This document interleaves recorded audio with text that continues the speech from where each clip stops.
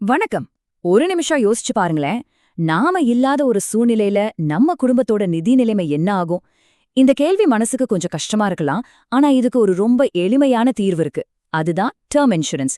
அது என்ன, அது எப்படி வேலை செய்யுதுன்னு எல்லாத்தையும் நாம இன்னைக்கு ரொம்ப சிம்பிளா புரிஞ்சுக்க போறோம். வாங்க, இத பத்தி நாம இன்னைக்கு விளக்கமா பார்க்கலாம்.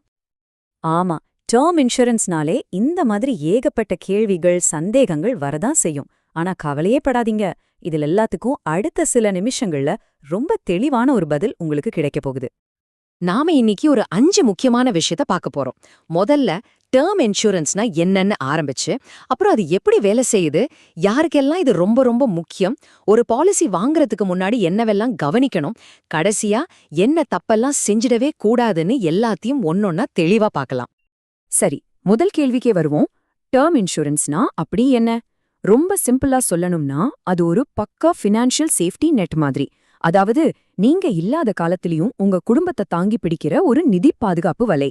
அவங்களோட கனவுகளும் சரி, தேவைகளும் சரி, எந்த ஒரு தடையும் இல்லாம அப்படியே தொடரத்துக்கு இது நிச்சயம் உதவும்.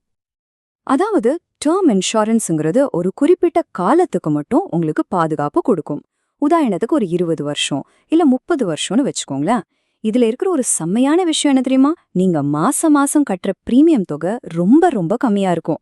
ஆனா அதுக்கு கிடைக்கிற காப்பீட்டு தொகை, அதாவது கவரேஜ், பல லட்சங்கள்ல, ஏன் கோடிகள்ல கூட இருக்கும். இதுல முதலீடு மாதிரியான எந்த குழப்பமும் கிடையாது. முழுக்க முழுக்க உங்க குடும்பத்துக்கான பாதுகாப்பு மட்டும்தான். சரி, இது எப்படி வேலை செய்யுதுன்னு தெரிஞ்சுக்க ஆர்வமா இருக்கீங்களா? இது ஒன்னும் பெரிய ராக்கெட் சயின்ஸ்லாம் இல்லைங்க. ரொம்ப ரொம்ப சிம்பிள். ஒரு 3 ஸ்டெப்ல இதை புரிஞ்சுக்கலாம். முதல் ஸ்டெப், நீங்க பாலிசி காலம் முழுக்க தொடர்ந்து ஒரு சின்ன பிரீமியம் தொகையை கட்டிட்டே வருவீங்க. ரெண்டாவது ஸ்டெப், அதுக்கு பதிலா இன்சூரன்ஸ் கம்பெனி உங்களுக்கு ஒரு பெரிய தொகைக்கு ஆயுள் காப்பீடு கொடுப்பாங்க. மூணாவது ஸ்டெப், ஒருவேளை அந்த பாலிசி காலத்துக்குள்ள உங்களுக்கு ஏதாவது அசம்பாவிதம் நடந்தா அந்த பெரிய காப்பீட்டு தொகை முழுசா உங்க நாமினிக்கு, அதாவது நீங்க யாரை குறிப்பிடுறீங்களோ அவங்களுக்கு போய் சேரும். யோசிச்சு பாருங்க, அவங்க எந்த ஒரு பண கஷ்டமும் இல்லாம அவங்க வாழ்க்கையை நிம்மதியா வாழ இது எவ்வளவு பெரிய உதவியா இருக்கும். சிம்பிள் இல்லையா? இப்போ இந்த ஸ்கிரீன்ல பாருங்களேன், ரொம்ப சிம்பிளா ஒரு கம்பேரிசன். ஒரு பக்கம் டேர்ம் இன்சூரன்ஸ், இதுல நீங்க கட்டுற பிரீமியம் கம்மி, ஆனா கிடைக்கிற பாதுகாப்பு ரொம்ப அதிகம். இன்னொரு பக்கம் மத்த இன்சூரன்ஸ் பாலிசிகள், அதுல பாதுகாப்போட சேர்த்து முதலீடும் இருக்கிறதால நீங்க கட்டுற பிரீமியம் ரொம்ப அதிகமா இருக்கும். உங்க நோக்கம் தூய்மையான பாதுகாப்பு மட்டும்தானா? அப்போ டேர்ம் இன்சூரன்ஸ் தான் பெஸ்ட் சாய்ஸ். சரி, இதெல்லாம் ஓகே. ஆனா முக்கியமான கேள்வி, இது எனக்கு தேவையா? உங்களுக்கு இது தேவையா? உங்க வருமானத்தை நம்பி ஒரு குடும்பம் இருக்குதுன்னா இந்த கேள்விக்கான பதில் ரொம்ப ரொம்ப முக்கியம். இப்போ நீங்க தான் உங்க வீட்ல சம்பாதிக்கிற ஒரே ஆளுன்னு வச்சுக்கோங்க. உங்களுக்கு இது கட்டாயம் தேவை. இல்ல உங்களை நம்பி உங்க அப்பா, அம்மா, மனைவி, குழந்தைங்க இருக்காங்கன்னா அவங்க எதிர்காலத்துக்காக இது அவசியம். அது மட்டும் இல்ல, ஹோம் லோன், கார் லோன்னு பெரிய கடன்கள் ஏதாவது இருந்தா நாளைக்கு அது உங்க குடும்பத்துக்கு ஒரு பெரிய பாரமா மாறாம இருக்கவும் இது உதவும். சுருக்கமா சொல்லணும்னா, நமக்கு ஏதாவது ஆனா கூட நம்ம குடும்பத்தோட கனவுகள் நிக்கக்கூடாதுன்னு நினைச்சிங்கன்னா டேர்ம் இன்சூரன்ஸ் உங்களுக்கு ஒரு நல்ல நண்பன் மாதிரி. ஓகே, டேர்ம் இன்சூரன்ஸ் வாங்கலான்னு இப்ப நீங்க முடிவு பண்ணிட்டீங்க. ஆனா இங்கதான் ஒரு முக்கியமான கேள்வி வருது. எவ்வளவு ரூபாய்க்கு பாலிசி எடுக்கணும்? இது ரொம்ப முக்கியமான ஒரு கணக்கு.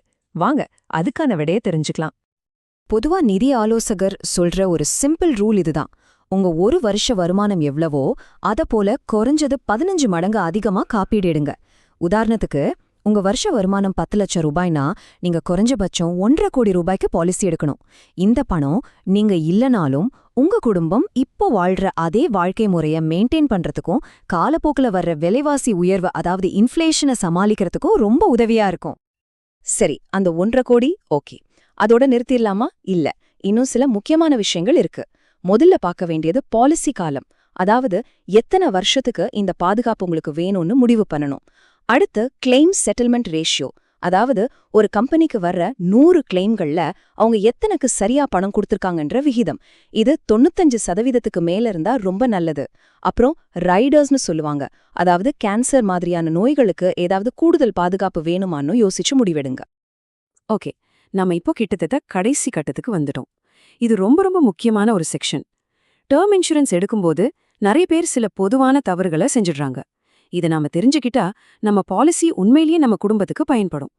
இந்த 4 தவறுகளையும் கண்டிப்பா தவிர்த்திடுங்க. 1, உங்க ஹெல்த் கண்டிஷன் பத்தி எந்த உண்மையையும் மறைக்காதீங்க. ஏன்னா கிளைம் டைம்ல இதனால பெரிய பிரச்சனை வரலாம். ரெண்டாவது, தள்ளி போடவே போடாதீங்க. வயசு கம்மியா இருக்கும்போது எடுத்தீங்கன்னா பிரீமியம் ரொம்ப ரொம்ப கம்மியா இருக்கும். 3, கஞ்சத்தனம் பார்க்காம உங்க குடும்பத்துக்கு தேவையான அளவுக்கு கவரேஜ் எடுங்க.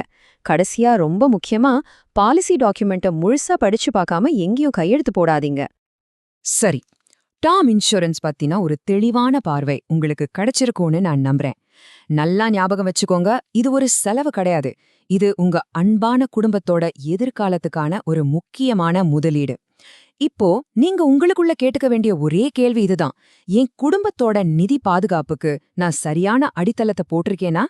யோசிங்க, நல்ல முடிவா எடுங்க. நன்றி.